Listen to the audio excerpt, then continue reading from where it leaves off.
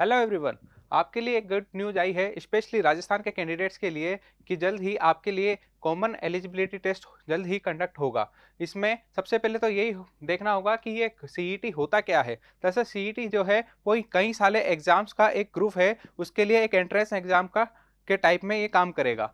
आपको ये लिस्ट दिख रही होगी, आपको ये पोस्ट दिख रही होगी, चाहे वो वनपाल हो, ये छात्रावास अधीक्षक हो, लिपिक ग्रेड सेकंड हो, कनिष्ठ सहायक हो, लिपिक ग्रेड सेकंड वो आरपीएससी के अंदर हो, जमादार ग्रेड सेकंड हो, कांस्टेबल हो। आपको अभी तक इनके लिए अलग अलग एग्जाम देने पड़ते होंगे और आपको ये भी प्रॉब्लम फेस करी होगी कि लमसम हर एग्जाम में लाखों में कैंडिडेट होते हैं, तो एग्जाम जो है वो कई शिफ्टों में होता है, उसके बाद नॉर्मलाइजेशन होता है। इस तरीके से जो पूरा सिस्टम है वो ज़्यादा नंबर ऑफ स्टूडेंट्स काफ़ी ज़्यादा होने की वजह से पूरा सिस्टम काफ़ी ज़्यादा कॉम्प्लिकेट हो जाता है, स्पेशली नॉर्मलाइजेशन के स्टेज पर। तो लोगों नॉर्मलाइजेशन के स्टेज पर तो बच्चों को पता ही नहीं चलता कि एक्चुअल में उनके नंबर बढ़ेंगे कि कम होंगे। ये सारी कॉम्प्लिकेट सिचुएशन जो है अभी जो है हमारे राजस्थान के एग्जाम्स में नहीं, पूरे ऑल ओवर इंडिया में देखने को मिल रही है, जहां पर नंबर ऑफ स्टूडेंट्स इतने होते हैं कि एक शिफ्ट में एक साथ सबका एग्जाम कराना पॉसिबल नहीं होता है। ऐसे में अलग अलग शिफ्टों में एग्जाम होते हैं और इस वजह से अलग अलग शिफ्टों में एग्जाम होते हैं, तो पेपर की ट्रांसपेरेंसी पे भी एक इशू क्रिएट होता है कि कोई शिफ्ट का पेपर बहुत ज़्यादा इजी होता है तो कोई शिफ्ट का पेपर बहुत ज़्यादा हार्ड होता है। ऐसे में इन सारी प्रॉब्लम से निपटने के लिए है, और इसके अलावा इवन ये प्रॉब्लम्स भी देखने को मिली थी कि अलग अलग पोस्ट, इवन ये जो जितने पोस्ट हैं इनका सबका चाहे वो ग्रेड पे हो वो सब एक एक जैसा ही है, ऊपर नीचे ही है, और सबका जो स्टेटस है वो भी एक जैसा ही है, लेकिन हर पोस्ट के लिए आपको अलग अलग एग्जाम देना पड़ रहा था। तो पूरे सिस्टम जो काफ़ी ज़्यादा कॉम्प्लिकेट हो रहा था उसे इजी वे में बनाने के लिए, हमारे सिस्टम को और ज़्यादा ट्रांसपेरेंट बनाने के लिए एक नया नया पैटर्न है कि हम पहले एक कॉमन एलिजिबिलिटी टेस्ट कराएंगे, सीईटी कराएंगे। सीईटी मतलब एक तरीके से बोले तो ये छटनी है। हम जिस तरीके से एक पूरा जो ग्रुप है उसमें से जो सीरियस कैंडिडेट्स हैं उन्हें छांटने का एक तरीका है। सीईटी मतलब इन एग्जाम्स में आप ये एग्जाम्स में केवल वही सेकंड स्टेज पर केवल वही लोग बैठ पाएंगे जो सीईटी को जिन्होंने क्रैक करा होगा, और सीईटी सबके लिए ओपन है। यानी पहले क्वालिफाई करिए, आप पहले अपने आप को प्रूव करिए कि आप इन एग्जाम्स के लिए वाकई में अपनी क्वालिटी रखते हैं। इसलिए पहले आप सीईटी दीजिए, आप सीईटी पास करिए। अब ये सीईटी है क्या, तो सीईटी आप देखेंगे कि कुछ एग्जाम्स में जो क्वालिफिकेशंस है, स्पेशली जो एजुकेशन क्वालिफिकेशन, उनमें कहीं पर 12th पास होता है, कहीं पर 10th पास होता है, कहीं पर ग्रेजुएशन मांगते हैं। ऐसे में सबको एक सीईटी करा पाना मतलब सबको एक साथ सीईटी के अंदर लाना मतलब अगेन सिस्टम पर क्वेश्चन क्रिएट होता। इसलिए जो गवर्नमेंट है राजस्थान की, उन्होंने सीईटी को भी दो पार्ट में डिवाइड करा। एक सीईटी जो 12th के बाद होगा यानी सीनियर सेकेंडरी लेवल पर यानी इंटरमीडिएट लेवल पर, और एक सीईटी जो ग्रेजुएशन कैंडिडेट्स के लिए होगा। यानी अब ये देख लेंगे कि आप जो जिस पोस्ट के लिए जा रहे हैं उसके लिए क्या क्वालिफिकेशन नेसेसरी है, क्या वो 12th पास मांग रहे हैं कि 10th पास मांग रहे हैं कि ग्रेजुएशन मांग रहे हैं। उसी हिसाब से आप सीईटी के उसी ही डोमेन में, जो चाहे वो आप 12th पास वाली सीईटी हो या फिर आप ग्रेजुएशन सेक्टर के बाद वाली सीईटी एग्जाम हो, उसमें आप एंट्री ले सकते हैं। इस तरीके से ये जो सारी पोस्ट है, ये ध्यान रखिएगा, इन सारी पोस्ट के लिए जो सीईटी होगा वो है आपके लिए 12th पास। 12th पास जो है वो 12th पास जितने भी इंटरमीडिएट स्टूडेंट्स हैं वो इस सीईटी के लिए एलिजिबल होंगे। और इस पोस्ट के रिगार्डिंग इसमें आप पूरी पोस्ट में देख सकते हैं, चाहे वो वनपाल हो, कांस्टेबल हो, और लिपिक ग्रेड सेकंड हो, कनिष्ठ सहायक हो, ये सारी। और इस सीईटी की बात करें तो सीईटी के लिए मैंने पहले ही बोला था, आपको सीईटी क्रैक करने का मतलब ये नहीं है कि आपको सीधे वनपाल बना दिया जाएगा। सीईटी क्रैक करते ही आपको कांस्टेबल की भर्ती मिल जाएगी, किसी पुलिस थाने में लगा दिया जाएगा, ऐसा कुछ भी नहीं है। सीईटी मतलब हमने कहा था छटनी, ना कि एंट्री। सीईटी मतलब छटनी। एंट्री के लिए तो आपको दोबारा आना पड़ेगा और दोबारा इन एग्जाम्स को क्रैक करना पड़ेगा। हालांकि बस इतना सा डिफरेंस रहेगा कि पहले आपके साथ भीड़ आती थी, लेकिन अब आपके साथ आपके जैसे ही सीरियस कैंडिडेट आएंगे। यानी सीईटी मतलब पहले आपको सीईटी में आपको भीड़ मिलेगी, वहाँ से भीड़ में अपने आप को क्वालिफाई करना है और उसके बाद क्रीम क्रीम में जो लोग होते हैं, सीरियस लोग के बीच में अपने आप को प्रूव करके आपको एक ये एग्ज़ाम जिस जिस एग्ज़ाम के लिए आप टारगेट कर रखते हैं उसे क्रैक करना है। ये था पूरा प्रोसेस। यानी पहले आप सीईटी मतलब उसको क्वालिफाई करिए और क्वालिफाई करने के बाद आप इन एग्ज़ाम के लिए एलिजिबल होंगे। यानी सीईटी सीईटी को आपको क्रैक करने पहले तो आपको सीईटी देना ही होगा, ये कंपलसरी है। अब सीईटी होगा कब? हर गवर्नमेंट का ये कहना है कि हम हर साल सीईटी कराएंगे। गवर्नमेंट ये कह रही है कि हम हर साल सीईटी कंडक्ट कराएंगे। आप यहाँ देखिए नोटिफिकेशन में सीईटी जो है हम यहाँ चाहे वो सीनियर सेकेंडरी लेवल पर हो या फिर ग्रेजुएशन लेवल पर, हम यहाँ सीनियर सेकेंडरी लेवल की आज बात कर रहे हैं क्योंकि इसका नोटिफिकेशन आया है। तो कम से कम एक बार आयोजित किया जाएगी, वर्ष में कम से कम एक बार आयोजित किया जाएगा। और स्कोर, आपका जो स्कोर कार्ड रहेगा वो जिस डेट को आपका रिजल्ट आएगा उससे एक वर्ष के लिए मान्य होगा। इस तरीके से आप जो है एक बार में एक साल के लिए एलिजिबल हो जाएंगे। अब ऐसा थोड़ी है कि आपको एक साल आपका स्कोर कार्ड आया, एक साल तक आपका सीईटी का वो स्कोर रहेगा, यदि आप क्वालिफाई हैं तो आगे के एग्ज़ाम में बैठेंगे। तो ऐसा कोई फाउंडेशन नहीं है कि आपको उसी साल में कोई ना कोई एग्ज़ाम निकालना है। यदि आपसे सीईटी का आपको लगता है कि सीईटी में आप और अच्छा स्कोर कर सकते हैं तो आप नेक्स्ट ईयर फिर आ जाइए। नेक्स्ट ईयर भी आपसे कोई पेपर बिगड़ गया तो फिर आ जाइए। यानी कहने का मतलब यही है कि कोई टाइम लिमिट नहीं है। आइए अपने आप को प्रूव करिए, अपना स्कोर सुधारिए। फिर एक बार एक और क्वेश्चन आएगा। आज यदि सीईटी में यदि मेरे दूसरी बार में सीईटी में गया तो पहली बार में अच्छे थे, हर कोई यही सोचता है कि मैं और अच्छा स्कोर करूँगा, इससे और अच्छा स्कोर कर लूँ। एवरीवन का, हर कोई का यही सोचना होता है, हर कोई पॉजिटिव ही सोचता है। लेकिन यदि उसका सीईटी में अगली बार स्कोर घट गया तो जो भी आपका मैक्सिमम स्कोर होगा वो वैलिड होगा। इस तरीके से पूरा सीईटी ये एग्ज़ाम कब होगा इसकी हमने टाइम ड्यूरेशन देख ली। अब जो है इसके बाद आप सीईटी क्लियर कर लेंगे तो आप जो पोस्ट के लिए जाना चाह रहे हैं उसका एग्ज़ाम दे लीजिएगा। उसके बाद उसमें सेलेक्ट होंगे, यदि इंटरव्यू है तो इंटरव्यू देना पड़ेगा। ये सारी बातें हमारे इस नोटिफिकेशन में लिखी गई है। आगे चलते हैं।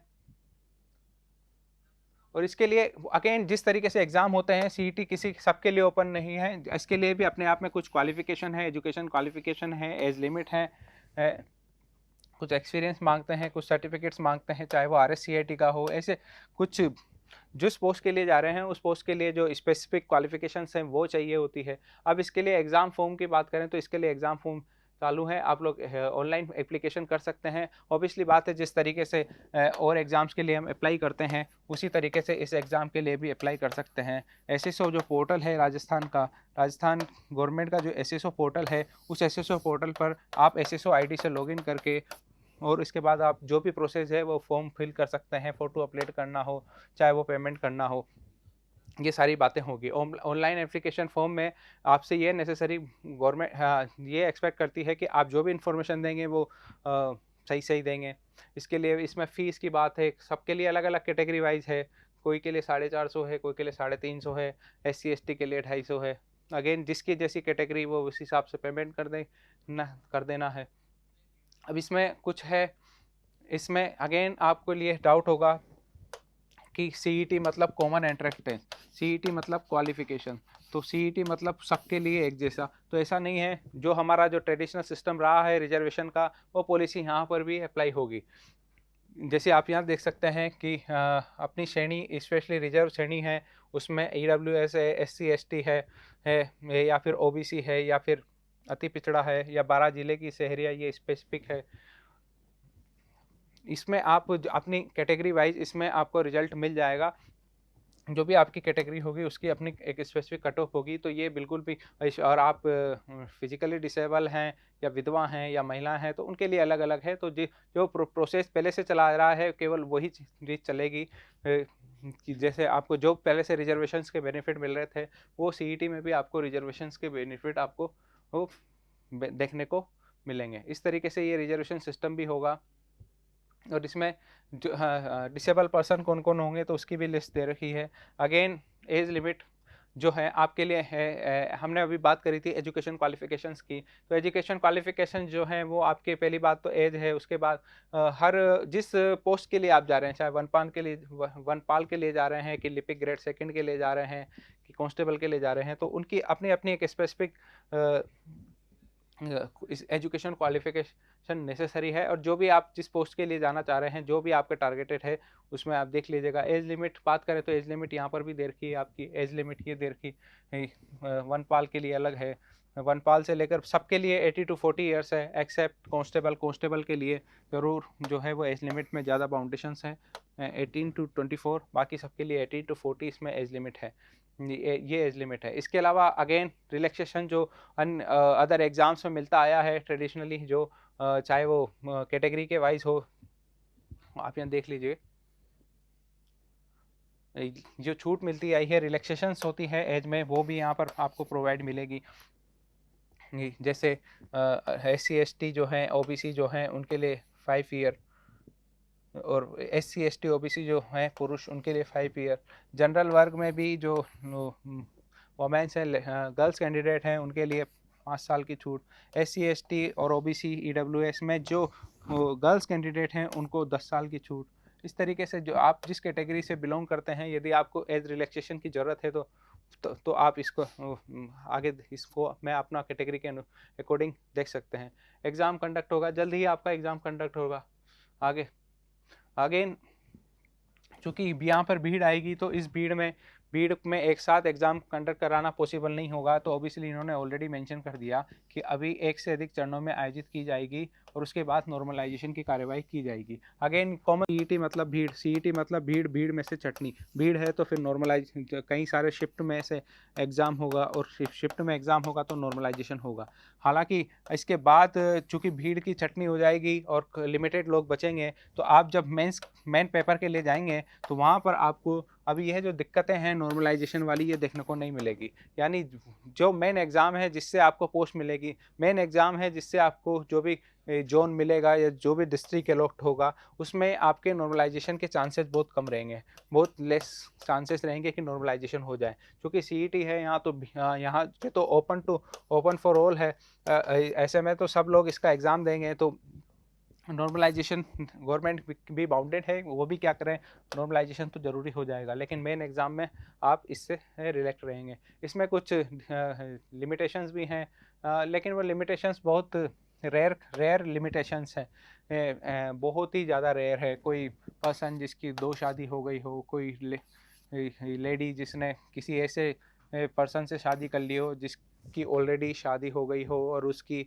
वाइफ जो हो उस ऑलरेडी हो, आपने दहेज लिया हो, ये सारी बहुत रेयर है। इस पे मुश्किल ही कोई फंसेगा इसमें, तो इस बेसिस पे तो आगे बढ़ते हैं।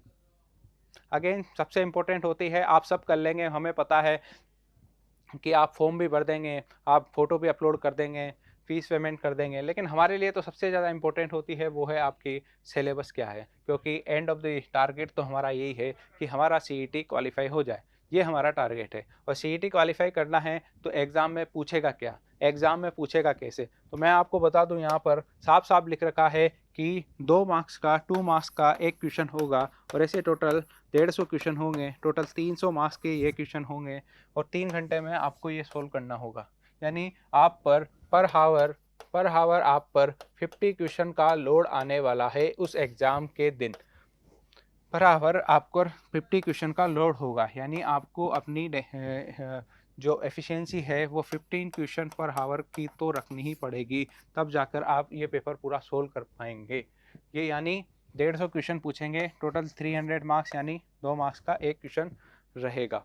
इसके अलावा जो सबसे ज़्यादा इम्पोर्टेंट जो बच्चे के दिमाग में रहता है वो ये है कि ये सारे प्रश्न जो हैं एक तो सीनियर सेकेंडरी लेवल के होंगे, क्योंकि ये आपका जो एग्ज़ाम है वो है CET senior secondary, CET senior secondary, तो एग्ज़ाम के जो क्वेश्चन होंगे वो सीनियर सेकेंडरी लेवल के ही होंगे। इससे भी बड़ा क्वेश्चन जो बच्चों के मन में रहता है, एक या बोले कि डर रहता है कि नेगेटिव मार्किंग होगी कि नहीं होगी, तो अगेन इस एग्ज़ाम में कोई नेगेटिव मार्किंग नहीं होगी, और जितने भी क्वेश्चंस हैं उनका सबका ऑब्जेक्टिव क्वेश्चन होंगे विदाउट नेगेटिव मार्किंग, और हर क्वेश्चन 2 मार्क्स का होगा। जितने सही उसका, जितने क्वेश्चन सही उसको 2 से मल्टीप्लाई कर लेंगे।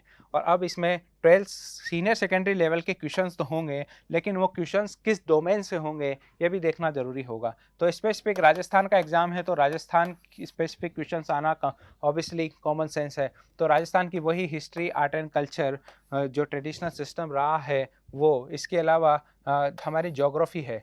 आप यहाँ देखिएगा, हिस्ट्री, आर्ट एंड कल्चर जो है वो केवल राजस्थान का लिख रहा है, इंडिया का नहीं लिख रहा है। यानी ये कॉमन है कि आपको इंडिया का हिस्ट्री, आर्ट एंड कल्चर इसमें नहीं पूछेगा, क्योंकि इसमें कहीं नहीं लिख रहा है। लेकिन ज्योग्राफी की बात करें, भूगोल की बात करें, तो भारत और राजस्थान का भूगोल, यानी आपको ज्योग्राफी में इंडिया और राजस्थान दोनों का ज्योग्राफी पढ़ना है। ठीक है। राजस्थान पर विशेष बल के साथ, ध्यान से देखिएगा, राजस्थान पर विशेष बल के साथ भारतीय राजनीतिक व्यवस्था, यानी आप इसको देखिएगा कि इंडियन पॉलिटिकल सिस्टम, भारतीय राजनीतिक व्यवस्था पढ़नी है, लेकिन राजस्थान के को सेंटर में रखते हुए। यानी जो भी आप पढ़ें, इंडियन पॉलिटिकल सिस्टम पढ़ें, लेकिन उसमें रिलेट करें यदि ये चीज़ राजस्थान में कहाँ लगेगी। फॉर एग्जांपल, मैं इसका एक एग्जांपल देता हूँ। इंडियन पॉलिटिकल सिस्टम में हम डिस्ट्रीब्यूशन ऑफ लोकसभा सीट्स पढ़ते हैं, इसी तरीके से डिस्ट्रीब्यूशन ऑफ राज्यसभा सीट पढ़ते हैं। तो ये साफ साफ ये कहना चाह रहा है कि आप सारी मत पढ़िए, आप यूपी की मत देखिए, आप एमपी की मत देखिए, आप इस राजस्थान की देखिए। यानी आप इंडियन पॉलिटिकल सिस्टम मतलब यदि आप लोकसभा सीट्स का डिस्ट्रीब्यूशन देख रहे हैं, राज्यसभा सीट का डिस्ट्रीब्यूशन देख रहे हैं, तो आप राजस्थान का देख के आगे बढ़ जाइए। फॉर एग्जांपल, आप इतना ध्यान रखिए कि राजस्थान के 25 मेंबर्स होते हैं लोकसभा में, इससे ज़्यादा आप मत पढ़िए, क्योंकि इन्होंने साफ बोल रखा है पढ़ना वो है, लेकिन उसको सेंटर में राजस्थान को रखना है। इसी तरीके से जो इकोनॉमी है, अर्थव्यवस्था, वो केवल राजस्थान की है। अगेन इंडिया की इकोनॉमी के बारे में बात नहीं करी गई है। यानी आपको आरबीआई, एसबीआई ये सब पढ़ने की ज़रूरत नहीं है, आपको केवल राजस्थान की अर्थव्यवस्था पढ़नी है। एवरीडे साइंस, एवरीडे साइंस, यहाँ पर साइंस नहीं लिख रहा है, यहाँ पर आपकी एवरीडे साइंस लिख रहा है। फॉर एग्जाम्पल, ऐसी साइंस जो आपके डे बाय डे यूज़ होती है, चाहे वो प्रेशर कुकर से हो, चाहे वो जो चीज़ें आप डेली यूज़ करते हैं उनसे रिलेटेड हो, वो सारी बातें जो एवरीडे साइंस के जो एग्जाम्पल हैं वो हो। इसके अलावा तार्किक विवेचन और मानसिक योग्यता, मेंटल एबिलिटी है, रीजनिंग है। इसके अलावा जनरल हिंदी है, जो हिंदी में भी जो है वो हिंदी साहित्य नहीं लिख रहा है, जनरल हिंदी लिख रहा है। आप संधि वगैरह, समास वगैरह, ये जो जनरल हिंदी होती है। इसी तरीके से इंग्लिश में भी इंग्लिश लिटरेचर नहीं लिख रहा है, जनरल इंग्लिश लिख रहा है।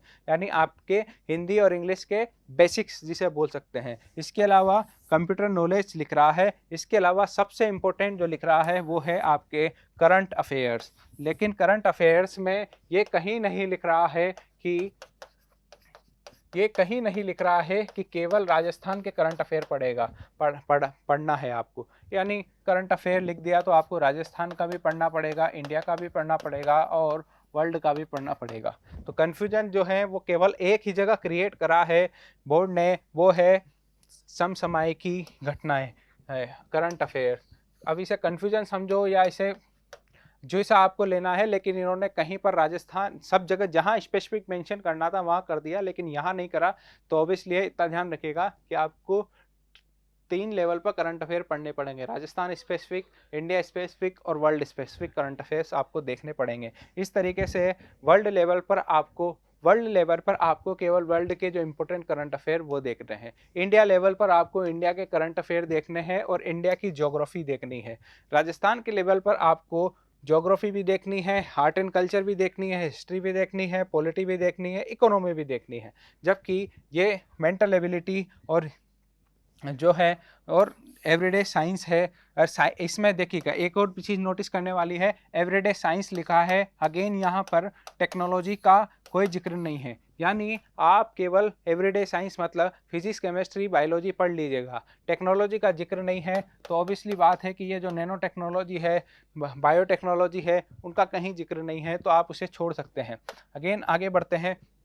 अब राजस्थान के इसमें स्पेसिफिक बातें करी गई है कि राजस्थान के आर्ट एंड कल्चर में भी क्या है। ऑब्वियसली जो ये हमारी हड़प्पन सिविलाइजेशन है, वो कालीबंगा की बात है, गणेश्वर की बात है, वो सारी बात करी गई है, यानी एंशंट की बात है। इसके अलावा मिडवेल की बात करी गई है, किले स्मारक मतलब मिडवेल हिस्ट्री। इसके अलावा स्वतंत्रता आंदोलन यानी मॉडर्न हिस्ट्री। इसके अलावा लोक भाषाएं, लोक संगीत, लोक नृत्य यानी आर्ट एंड कल्चर, यानी पूरा आपको हिस्ट्री तो आपको एंशियंट से लेकर मॉडर्न तक पूरा पढ़ना है।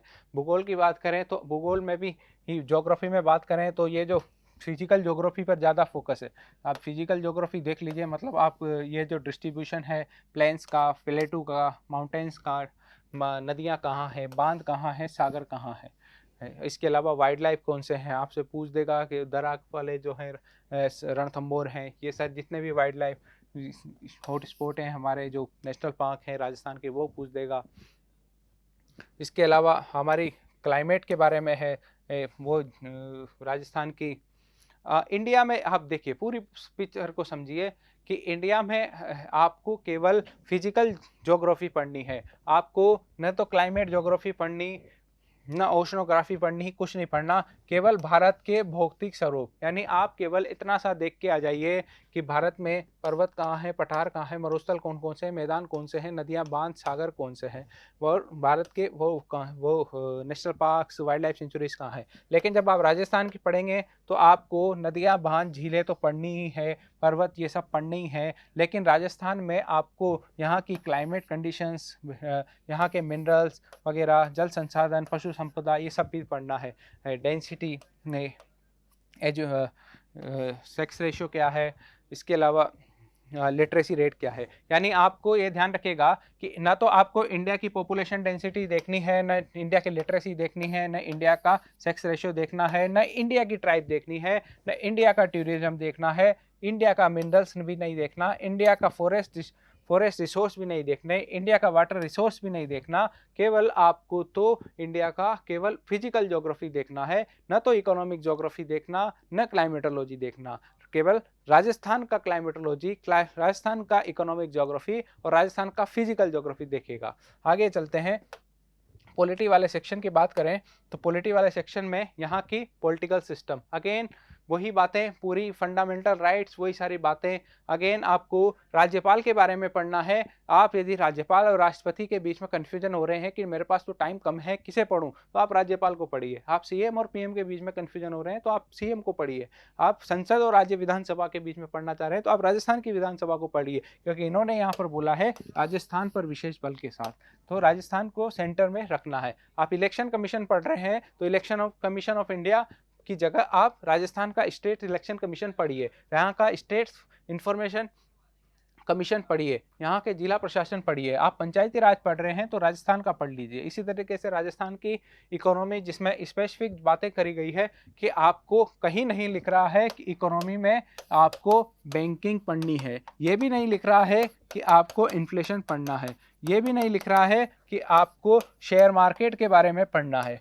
केवल आपको ये लिखना है इकोनॉमी मतलब जो है एग्रीकल्चर इकोनॉमी, चाहे वो क्रॉप्स हो, एग्रीकल्चर बेस्ड इंडस्ट्रीज हो, हमारी जो इरिगेशन प्रोजेक्ट्स हैं वो हो, इसके अलावा लैंड डेवलपमेंट हो, इसके अलावा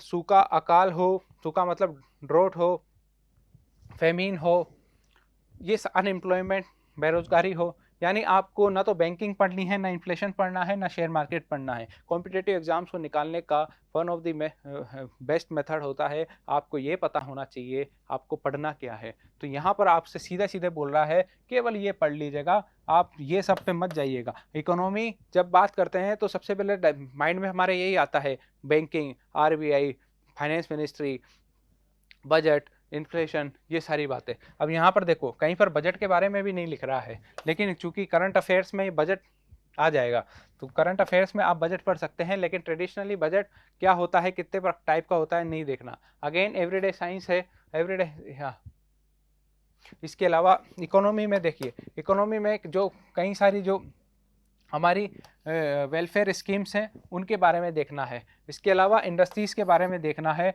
अगेन हाइड्रो प्रोजेक्ट्स जो हैं, हमारी एनर्जी के बारे में देखना है। यहीं पर मैं फिर बता रहा हूँ आपको, जो कोर इकोनॉमी है बैंकिंग सेक्टर वाली, उसको आपको टच भी नहीं करना है। आपको इकोनॉमी का जो दूसरा पार्ट है, एग्रीकल्चर, एनर्जी, इंडस्ट्री, वे सारी चीज़ें, मिनरल्स, ये सारी चीज़ें आपको देखनी है। अगेन एवरीडे साइंस में वही फिजिक्स, केमिस्ट्री, बायोलॉजी होगा। फिजिकल केमिकल चेंज, कैटलिस्ट यानी केमिस्ट्री, मेटल्स, ये सारी बातें। इसके अलावा इन्वायरमेंटल स्टडीज़ भी हैं। इसमें आप ये ध्यान रखिएगा, बायोलॉजी में आजकल सब लोग केवल आप हमारे शरीर को या किसी जानवर के शरीर का मतलब बायोलॉजी नहीं होता है। बायोलॉजी का एक जो आर्म है वो ये भी है इन्वायरमेंटल स्टडीज़। आप ध्यान दीजिएगा, आजकल बहुत ज़्यादा ध्यान देने लगे हैं, इकोसिस्टम वगैरह पे, बायोटिक फैक्टर, जियोकेमिकल साइकिल, बायोपेटेंट क्या है, ये सारी बातें। तो बायोलॉजी पर ज़्यादा फोकस है इस पर में भी, और बायोलॉजी में भी एक इन्वायरमेंट स्टडी को भी इंक्लूड करा है। केवल आप ब्लड ग्रुप्स वगैरह, हमारी जो ह्यूमन डिजीज हैं, RH फैक्टर हमारे, ये सब पढ़ के मत चल जाएगा। इसके अलावा मेंटल एबिलिटी में भी पूरी पूरी मेंटल एबिलिटी और रीजनिंग को कवर करा हुआ है। जैसे वो चाहे वो आपका रेशो हो, चाहे वो परसेंटेज हो, प्रॉफिट एंड लॉस हो, सिंपल इंटरेस्ट, कंपाउंड इंटरेस्ट, सारी बातें। इसके अलावा जनरल हिंदी हमने कहा था, हिंदी साहित्य नहीं है तो वही संधि, उपसर्ग, प्रत्यय, पर्यायवाची, जो आप जिसे हम बोलते हैं हिंदी ग्रामर, और English grammar, synonym, antonym, one word substitution, ये सारी बातें। यानी आपको केवल ग्रामर को टच करना है और नहीं। कंप्यूटर नॉलेज में भी बात करी गई है। हाँ, अब यहाँ पर कंप्यूटर नॉलेज करी गई है तो जो नए नए तरीके के जो कंप्यूटर्स आ रहे हैं, क्वांट कंप्यूटर, कॉग्निटिव कंप्यूटर्स, वो भी देखना आपके लिए इम्पोर्टेंट हो जाता है। अगेन जो यहाँ पर समसामयिक घटनाओं में देखें तो पूरी बात लिखी गई है। राजस्थान, भारतीय, अंतर्राष्ट्रीय महत्व की महत्वपूर्ण समसामयिक घटनाएं, मुद्दे, उसमें भी जो भी घटनाएं हैं उसमें भी स्पेसिफिक जोर रहेगा पर्सनालिटीज़ पे, प्लेस पे, इंस्टीट्यूशंस पे। इसके अलावा एक अलग से मेंशन करा हुआ है, स्पोर्ट्स न्यूज़ आपके लिए इम्पोर्टेंट है।